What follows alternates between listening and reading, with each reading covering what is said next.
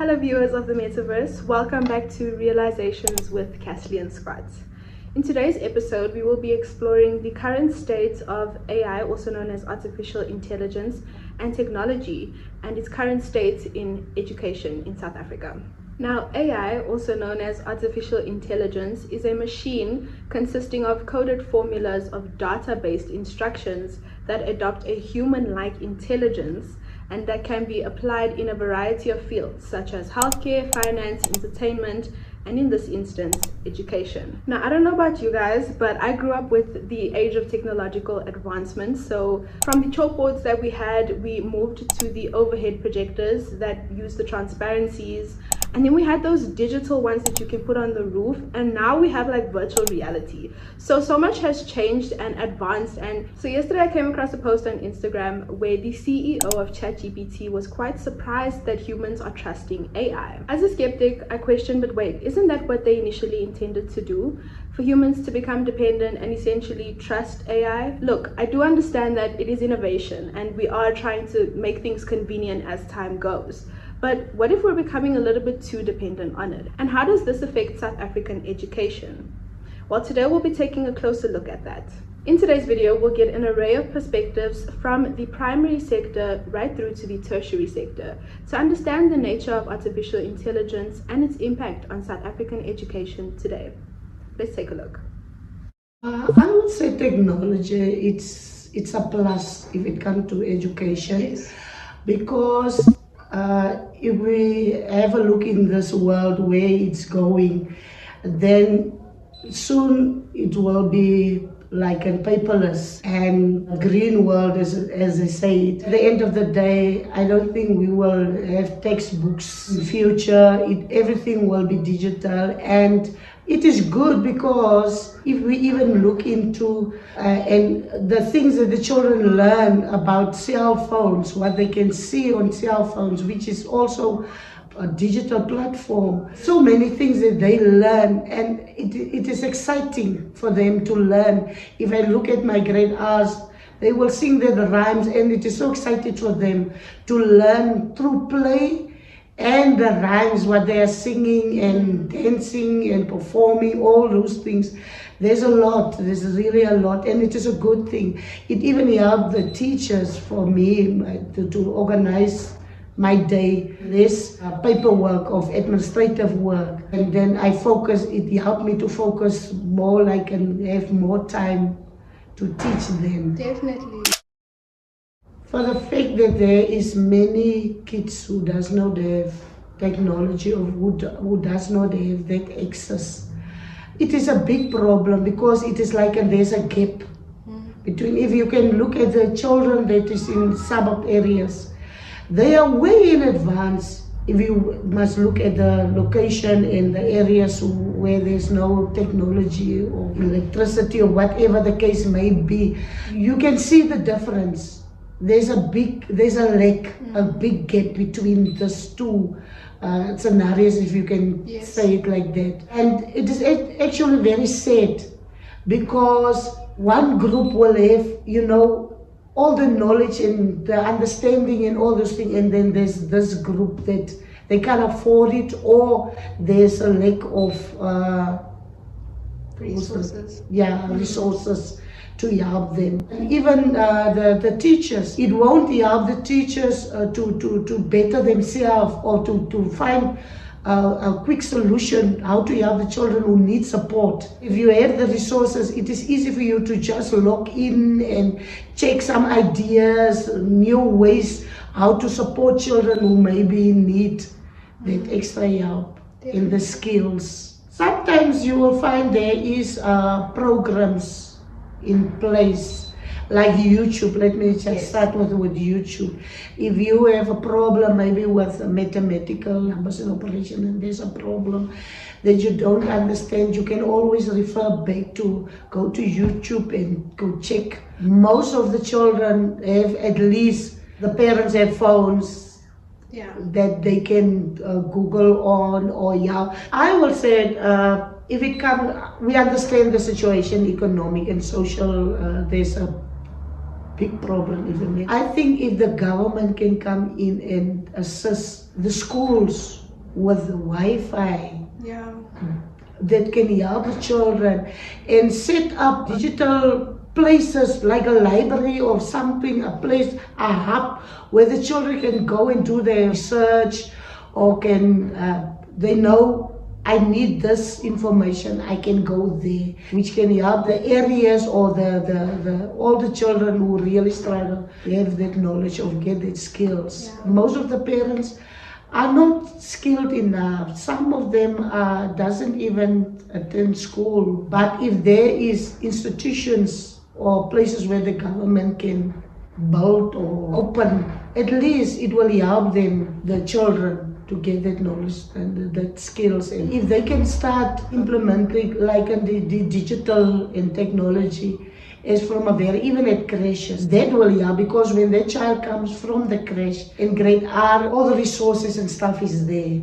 Then it will be easier from grade R and then into mainstream. That will help them in the future of the schools. And I think at the end of the day, it will be much a better result that will come out if they can start from their child. But nobody must be left behind, like every child must at least have that access from a very young age. Will help them, because if you can just look now, you never have any encounter with technology and stuff. You pass matric, you must go now to varsity, and everything is now online. And how bad is it for that child? Because now you have to start from scratch to learn how does this device work and all those things. And it can be tough. It can be tough. Yeah, it can be tough, especially if we look into the rural areas, where people are very far from everything. Exactly. So if government can do something like that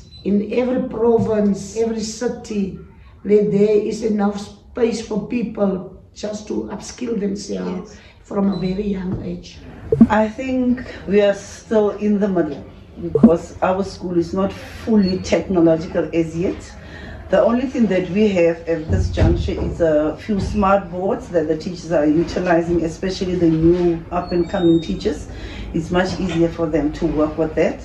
But due to theft and stuff, we cannot install smart TVs in the mobile classes, because we're afraid of burglaries and all that. But now it's not balanced. So the other children do not have access or the privilege to have that interaction or whatever with smart boards, because they do not have, we still use now the old system of writing on the board and doing all that. Right. At this juncture, we have the Click Foundation. Okay. It has a program for the children from grade 1 to grade 6. Nice. So they are doing the English, the basics of English, and they are also doing now maths to get the children to utilize technology as you can. Right. Yeah. And with the grade 4s and 5s and all that, we've got a mobile lab whereby the facilitators go to the classes to go and the children have access to tablets now.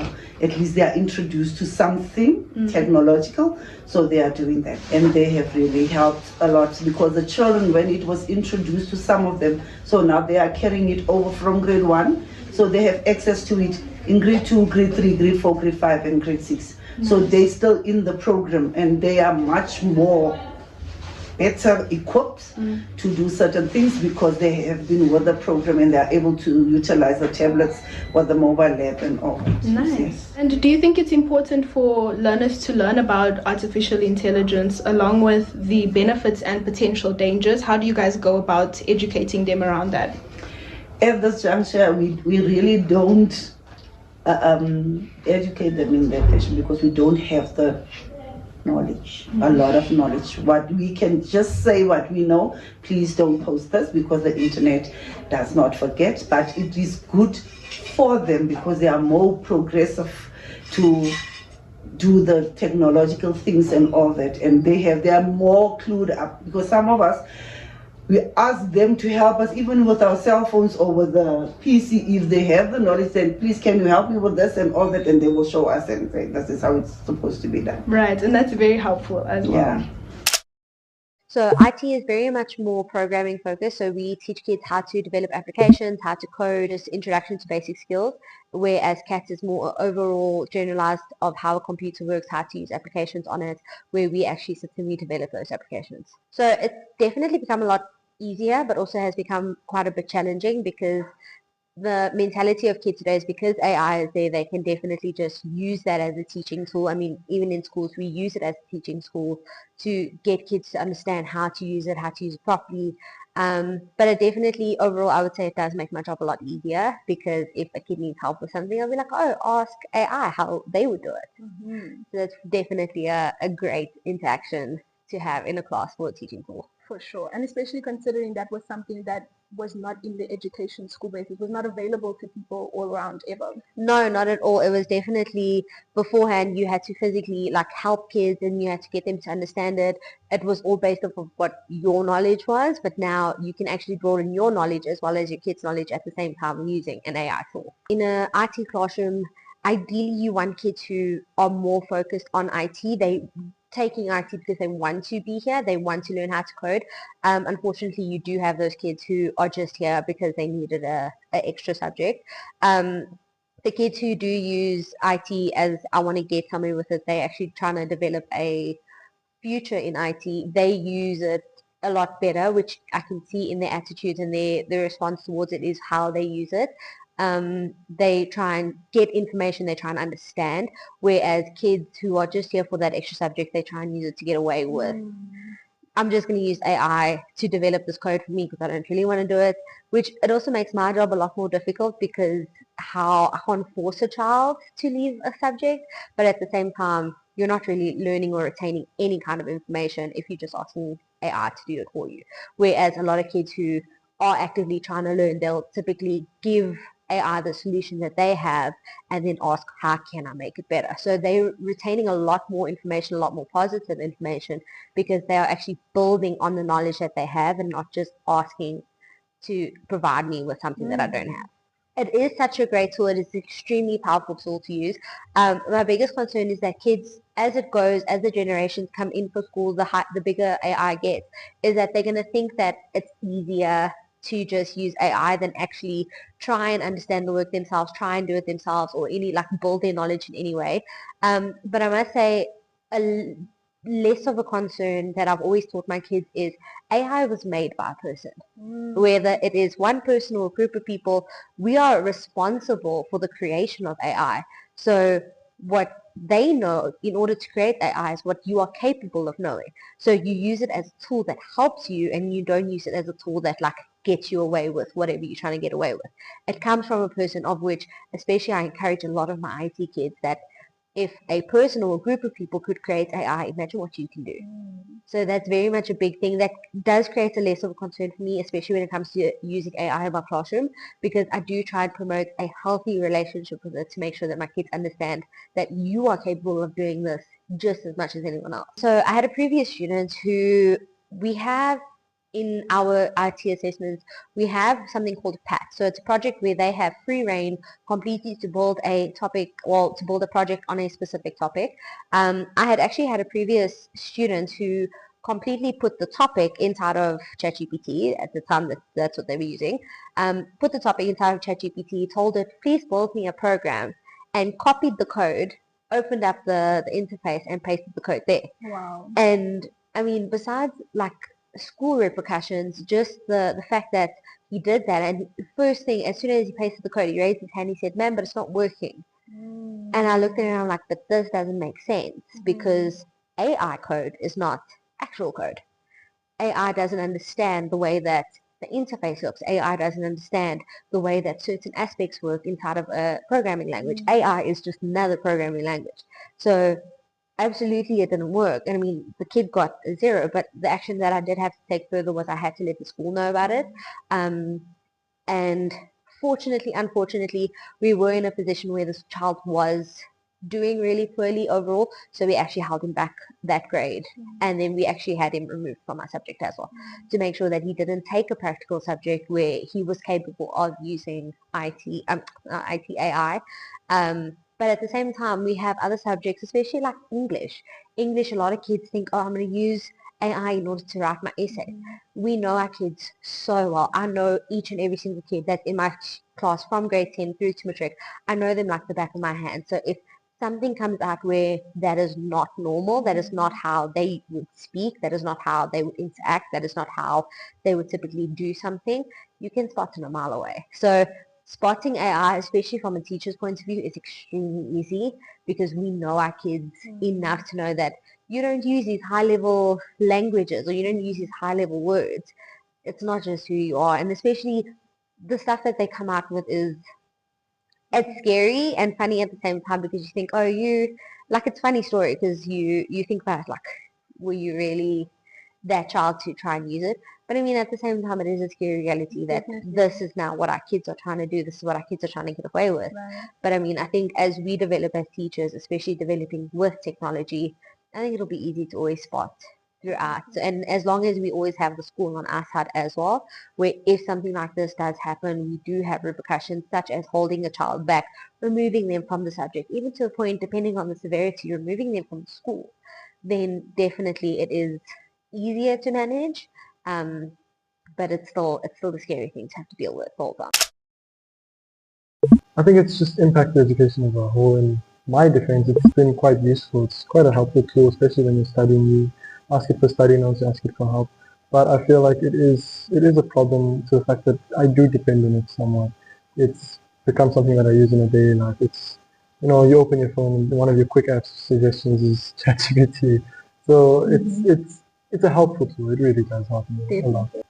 There's quite a nice one called Sudoku, which basically gives you like summaries and note tips on whatever topic you're learning.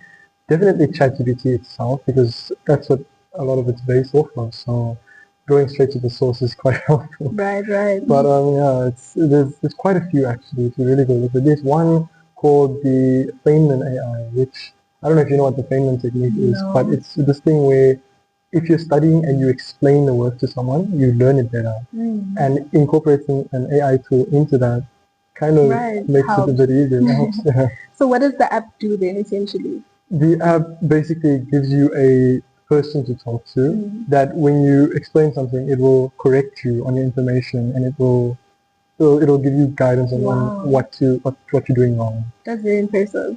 Quite cool. I feel like there could be integration into our syllabus, more so how to use it rather than keep it away. If they taught us how to use it rather than what not to do, I feel like we could use it quite better because I think going into the world there's a lot of expectation that you're going to need to start using it. So I know that a lot of universities have courses on use of AI, so I feel like that would be helpful here also. Just the basic understanding and do's and don'ts and how to use it better. Well, AI in itself is an abbreviation for artificial intelligence. So basically it gathers sort of an algorithm or sort of rules that are used by a computer or software that gathers information around depending on what you want, and then gathers that information and then it gives you the output based on the input you want it from it.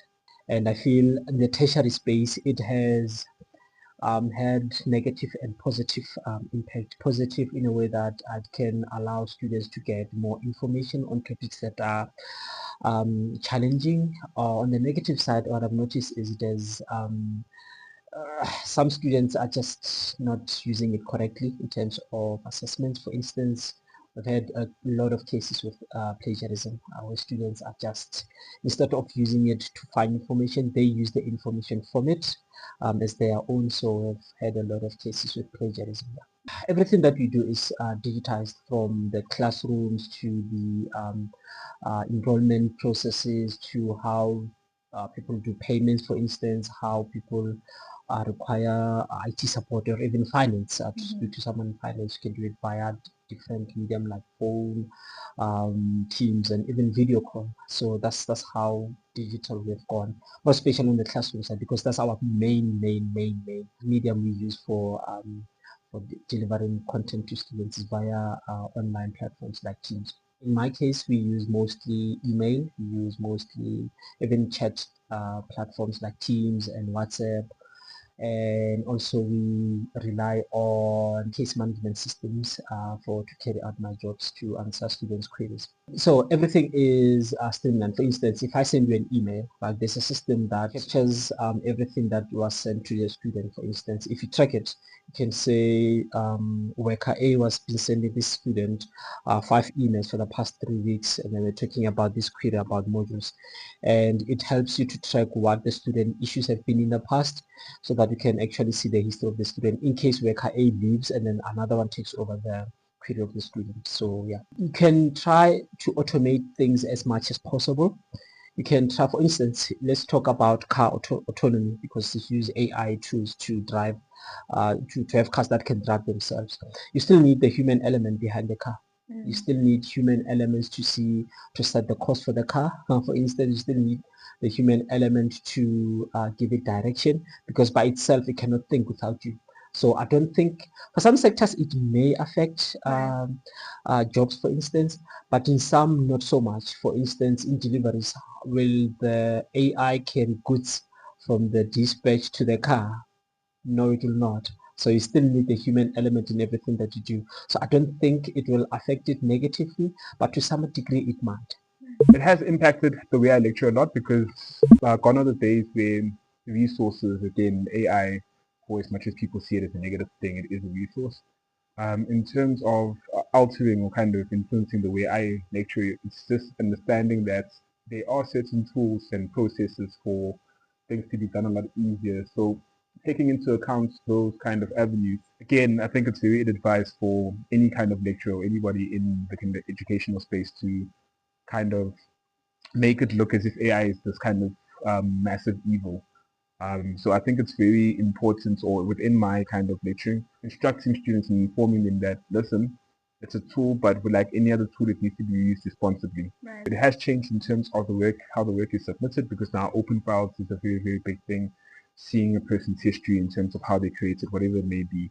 But in terms of my lecturing style, again, in, informing the students that, okay, guys, this is a means that you can use, or this is a tool that you can use. A bit more in terms of focusing on the more human elements. As much as there is AI has got a certain look that is getting very close to being replicated to kind of what humans create. But there's still always an element of an uncanny value when you're looking at the value of direct human creation as opposed to something being created by AI, and also just getting the students ready for the working world, especially my third years, making sure they understand that AI is a tool, because a large majority of them start to kind of freak out in a sense in terms of, oh, we're not going to have jobs and all that. So some of the challenges that one faces, especially within students using AI, I think we can all attest, everybody who's even kind of watching this, being a student is not an easy thing. You're still trying to get used to how the processes and elements work, and then you'll find maybe closer to the submission that you try to think of a quicker way to get something done. Within that, the way students submit in terms of making sure that everything is submitted, that there is evidence. Also just the emphasis in terms of the process work. That's something that has changed considerably. How did you start something? Because AI doesn't have that kind of track record. You type in a prompt and it gives you what you're looking for. But kind of that focus or that attention to how did you start this, how much time do you actually invest in terms of the programs that the students use, submitting all of that. It's rather odd and a weird place, because even in terms of us having to mark a large majority of these submissions, we have to kind of pay attention to the skill level and where the student is in terms of being in class, and then actually kind of be like, okay, no, this doesn't look like a student, because everybody's got writing or any form of creativity, everybody's got a signature of sorts that you can always see. And when that kind of deviates and you see like, okay, no, this is even a level that maybe even some of the lecturing staff can't even attain, it becomes a process of just double checking. There are communities of practice where you'll find that all lecturers who are giving set module are there. So now we have to kind of communicate in terms of, I may have a suspicion of something being done in AI, or even just kind of the other lecturers using this kind of community of practice just to be, okay guys, please have a look at this. Does this look correct in terms of final? And we have those quite regularly in terms of the block or within the 8 weeks. I think we have about 6. and we are still able to communicate. And it's quite nice because, again, given how everybody's got a wealth of knowledge and media that they've taken in over the years, it's always easy to kind of pinpoint if a student has used AI to submit a brief, and again, unfortunately, that has got its own repercussions. But within that, there have been situations we just kind of rely on each other to kind of like, okay, this here, does this look like AI is created? The negative side of it is that it will always draw from what it finds online. And we interact with things that are online. Right. So in terms of, I may not be able to see it because maybe I don't know that specific media. But then the other lecturers would be, and you'll find it's a whole comment back and forth.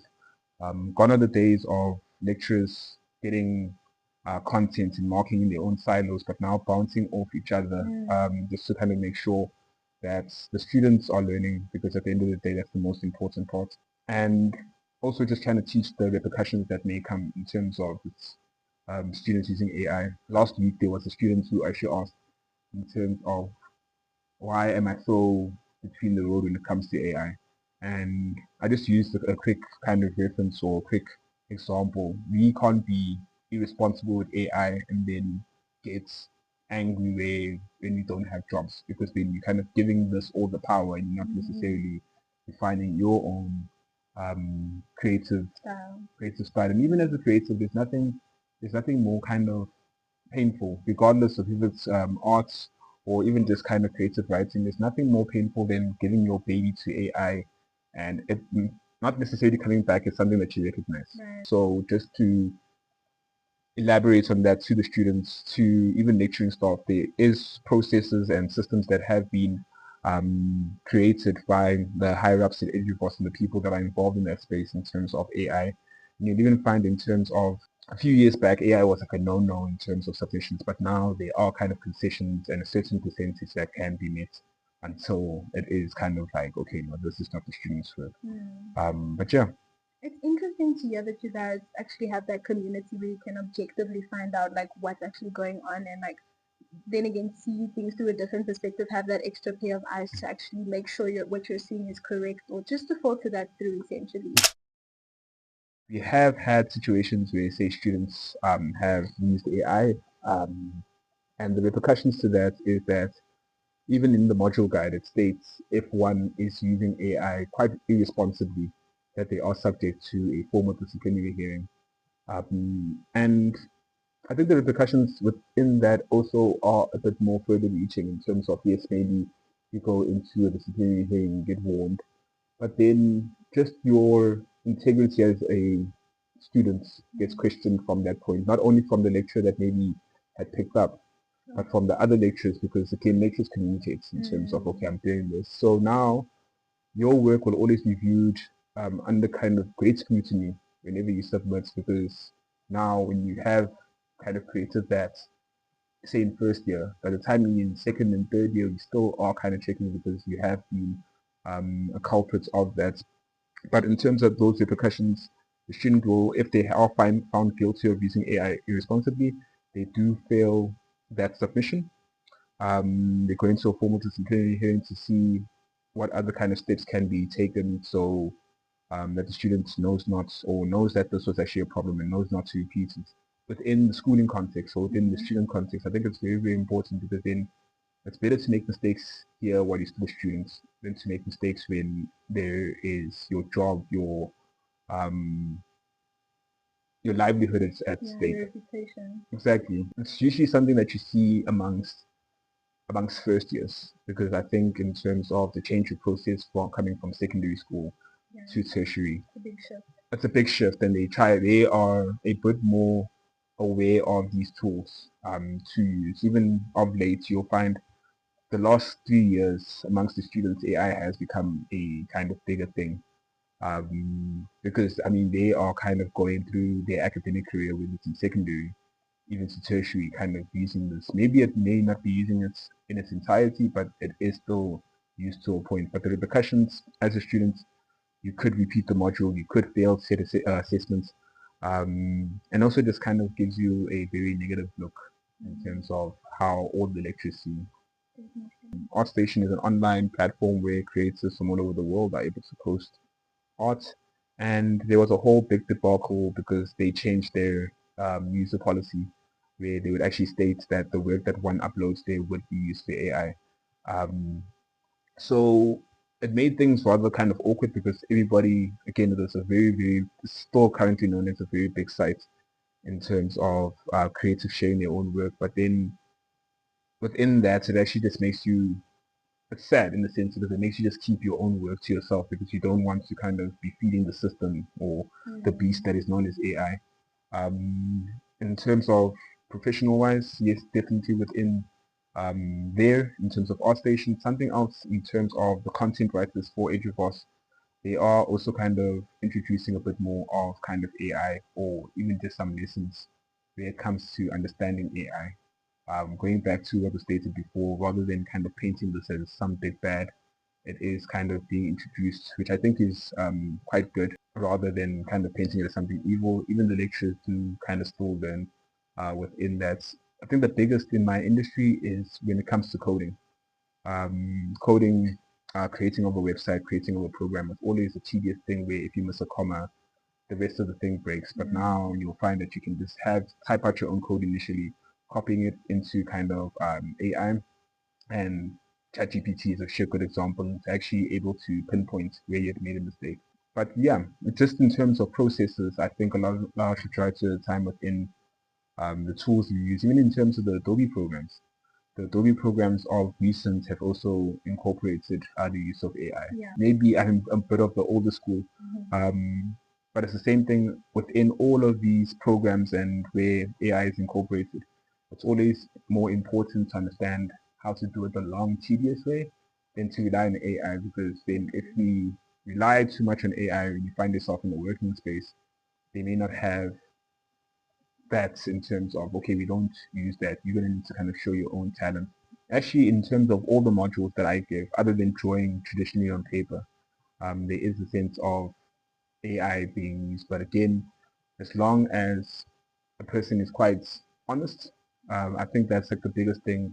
AI is always a thing where people feel as if they need to lie and say they didn't use it, but especially within the graphic design space, there is kind of a form, a declaration that one needs to fill in to say, listen, I did use AI and I use this to this percentage. What did I use it exactly for?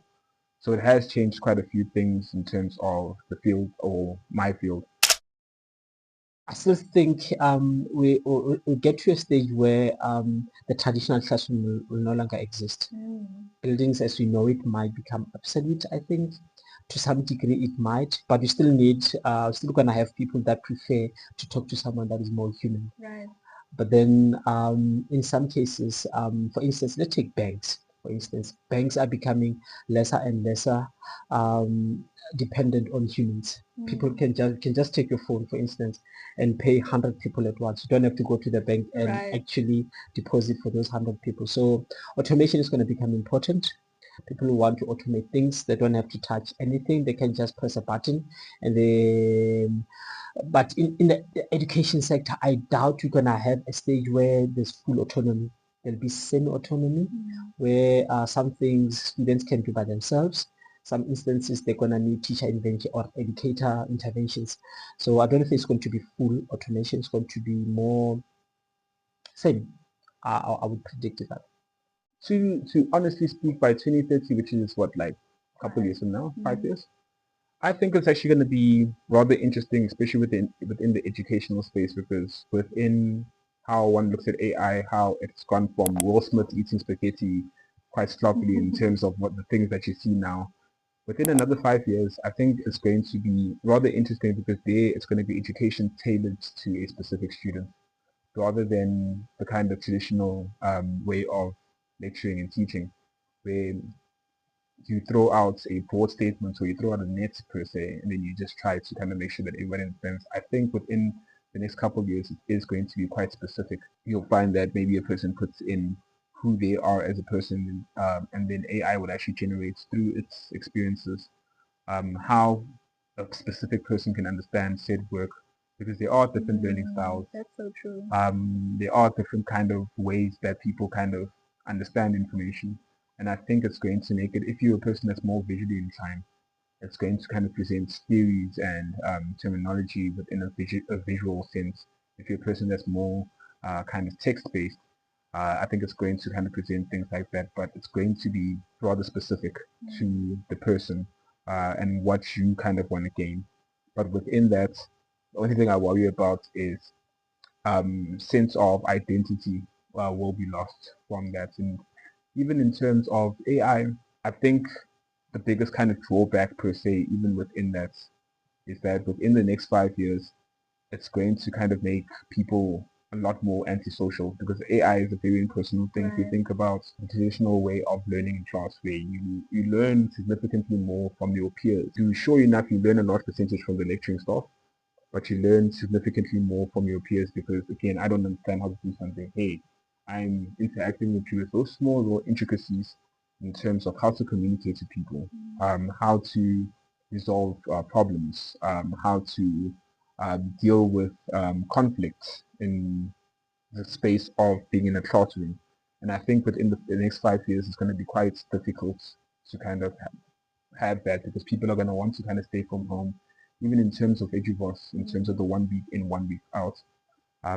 We've even had to kind of conform to that because as designers, especially at Basic View, we didn't necessarily like that idea because again, it's a practical qualification. It's going to be a bit more personalized in terms of content, but in the same way, it's going to be a lot colder in terms of how information and education is kind of perceived. The value of traditional learning is going to go down in a very, very big amount, and it's important that educational institutes also kind of evolve within that. For sure. How do you think you'll be able to deal with that in the next coming years? Because you seem as someone who's very passionate about, lecturing and having that personal interaction, that one-on-one with people. How do you think you'll be able to, adapt to that? I think within any, like similar to any kind of field of work, it's kind of going with the times. Even within now, if I were to say see myself in 5 years within AI being so advanced to that point, I think it's going to be more so of a point of how are you highlighting the importance of real art. Not to say art is arts, but how are you kind of pushing a bit more of real art? Because weirdly enough, it's even a conversation that I had with a very, very close friend of mine in terms of there is going to get to a point in entertainment, in education, where people are going to start kind of wanting to see that organic creation of anything.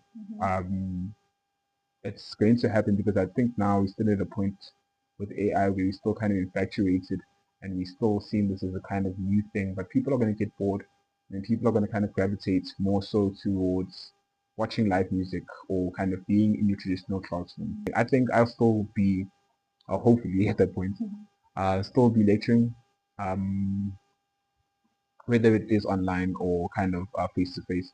I think it's still going to be lecturing because the one thing that is in the favor of educators within this world of AI is AI can do a lot, but it can't kind of convey experiences in especially kind of face-to-face experiences. It can't convey being proud of one's work or even just showing how the lecturer is proud of students in terms of what they had created. I think by the time if you get to that point in time as a civilization where we no longer kind of strive or look forward to having that human interaction, I think that's going to be a very, very dark day. And it's a thing that I've kind of started doing now. How do we kind of work with AI where your prompts or what you are kind of asking for AI is a bit more specific to kind of not have everybody be kind of the same as creators. Humans are good at adapting and finding ways to survive, and it's interesting observing its integration into education, along with how the challenges are being curbed along the way. Now, considering AI and technology, what do you think the future of education will look like by 2030? Let me know.